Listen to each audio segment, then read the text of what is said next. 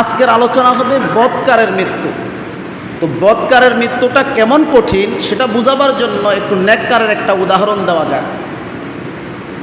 আল্লাহ রাব্বুল আলামিন কুরআনুল কারীমের 30 নম্বর পারার সূরাতুল ফাজরের মধ্যে আল্লাহ তাআলা বলেন, ইয়া আইয়ুহান নাফসুল মুতমাইন্না ইরজিই ইলা রাব্বিকি রাদিয়াতাম মারদিয়া। হে প্রশান্ত আত্মা, তুমি সন্তুষ্ট চিত্তে চলে আসো। ফাদখুলি ফি ইবাদি, এবং আমার বান্দাদের মধ্যে শামিল হয়ে যাও। ওয়াদখুলি জান্নাতি, এবং চিরস্থায়ী জান্নাতের মধ্যে প্রবেশ করো। কন্যা সুবহানাল্লাহ। মৃত্যুর পূর্বে আল্লাহ তাআলা নেককারদেরকে, মুমিনদেরকে এভাবে ডাকতে থাকেন। যারা মুমিন তাদেরও কিন্তু কিছু না কিছু কষ্ট হবে, তবে সেটা হবে সামান্য কষ্ট, সেই মৃত্যুটা হবে সহজ। এই সহজটার একটা উদাহরণ নিয়ে নেন। কেমন মৃত্যু? মৃত্যু বড় বিপদ। আল্লাহর পয়গম্বর ইদ্রিস আলাইহিস সালাতু ওয়াস সালাম, নবী রাসূলরা তো নেককার, জান্নাতি, ঠিক না বা ঠিক? ইদ্রিস আল্লাহর পয়গম্বর জান্নাতের মধ্যে বসবাস করতেছে।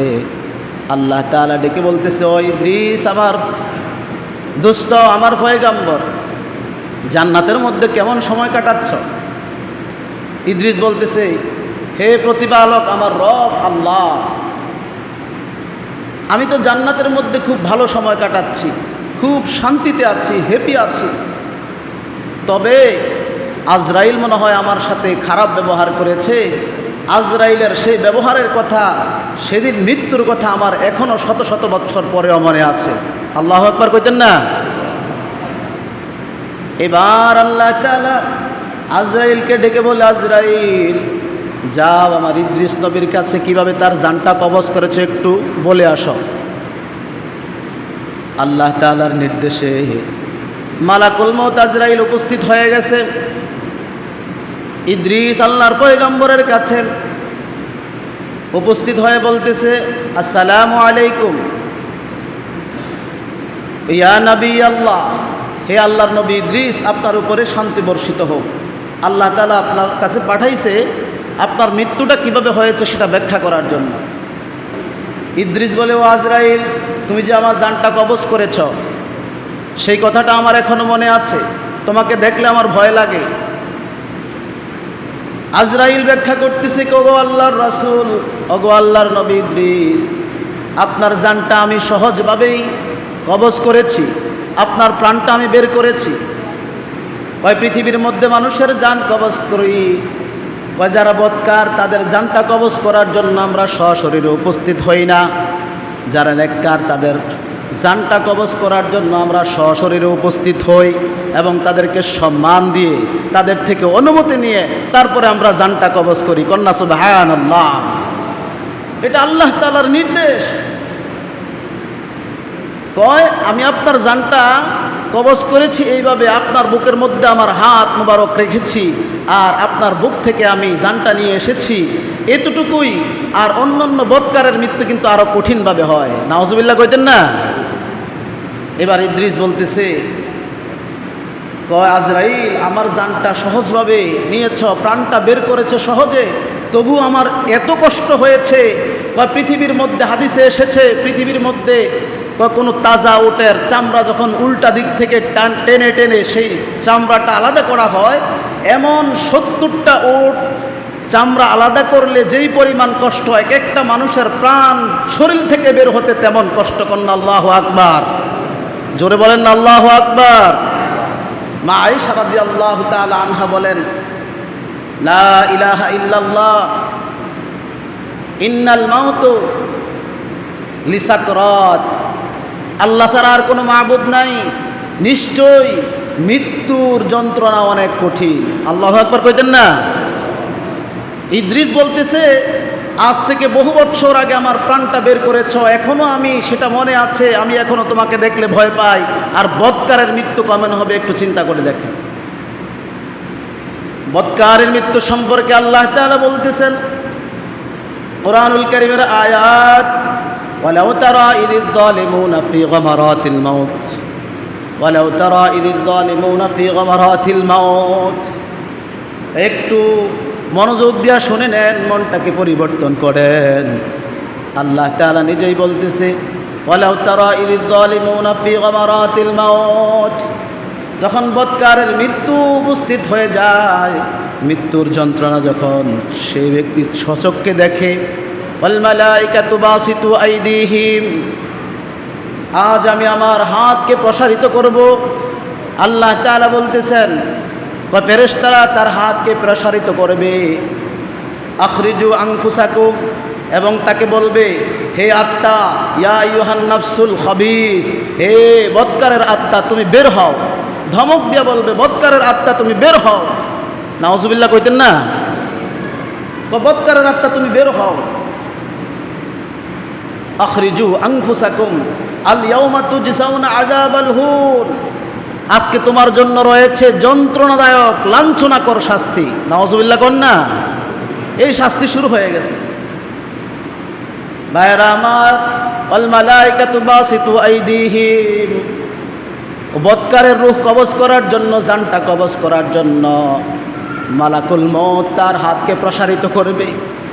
তো মালাকুল মউত এত বিকট আকার ধারণ করবে, এত বিকট আকার ধারণ করবে, এমন দানব আকৃতিতে আজরাইল আসবে।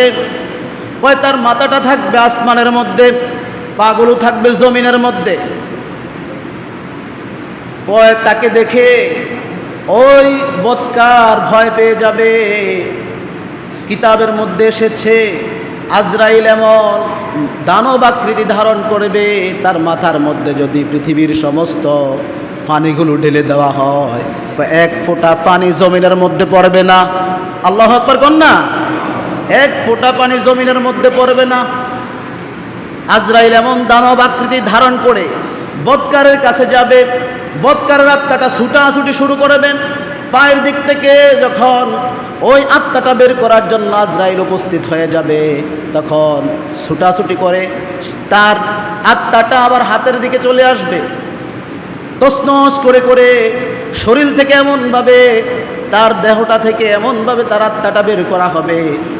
রটের নিচে যখন ভিজা তুলোগুলো রাখা হয়, ওই তুলোগুলো যখন টানা হয়, ছিঁড়ে ছিঁড়ে ছিঁড়ে ছিঁড়ে তছনছ হয়ে হয়ে যখন মানুষের মধ্যে চলে আসে, হাতে চলে আসে, মানুষের এই শরীরটা এমন তছনছ করে ফেলে আজরাইল।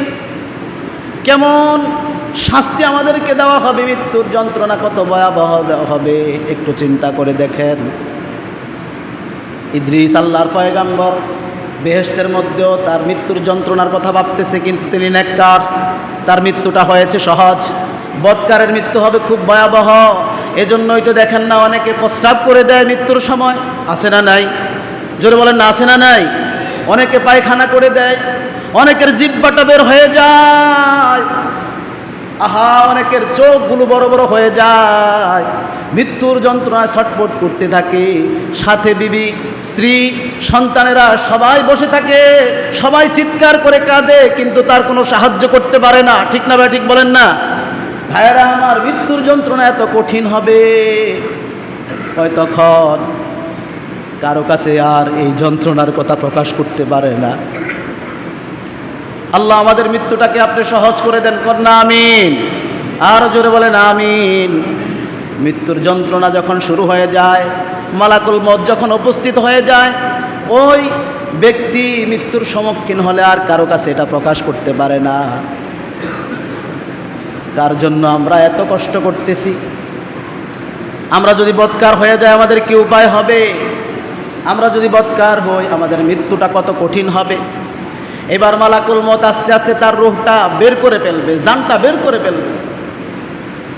জানটা বের করার পর এই শাস্তি শুরু হয়ে গেল। আবার তার জানটাকে একটা সালার বস্তার ভিতরে ঢুকানো হবে, দুর্গন্ধযুক্ত সেই সালার বস্তার মধ্যে তার রূহটা, তার জানটা, তার প্রাণটা ঢুকানো হবে। ঢুকতে চাইবে না, জোর জবরদস্তি করে ঢুকানো হবে। ঢুকানোর পর তাকে নিয়ে যাওয়া হবে আসমানের দিকে। ফেরেশতারা বলবে, দুর্গন্ধযুক্ত আত্মা কোত্থেকে নিয়ে এসেছ? তার জন্য আমি এই ধার খুলতে পারবো না, আমি রহমতের দরজা খুলতে পারবো না। আল্লাহু আকবার কন্যা। ফেরেশতারা তাকে উপরে নিতে দিবে না। আল্লাহ তাআলা ডেকে বলবে, ও আজরাইল, ও অন্যান্য ফেরেশতারা, তার রূহটাকে আর উপরে আনার দরকার নাই, তার রূহটাকে আসমানে আনার দরকার নাই, তার রূহটাকে সিজ্জিনে পাঠায়া দাও। সিজ্জিন নামক জায়গার মধ্যে, সিজ্জিন নামক ঠিকানার মধ্যে ওই বদকারের রূহটাকে পাঠানো হবে। ভাইরা আমার, আর যারা নেককার তাদেরকে আসমানে স্বাগতম জানিয়ে জানিয়ে খুব সুন্দরভাবে গ্রহণ করে করে বাহবা দিয়ে স্বাগতম জানিয়ে আহলান সাহলান বলে বলে ইল্লিনে নেওয়া হবে। তাদের ঠিকানা হবে ইল্লিন, এটা জান্নাতের একটা অংশ। আর যারা বদকার তাদের ঠিকানা হবে সিজ্জিন, এটা জাহান্নামের একটা অংশ। নাউজুবিল্লাহ কন্যা।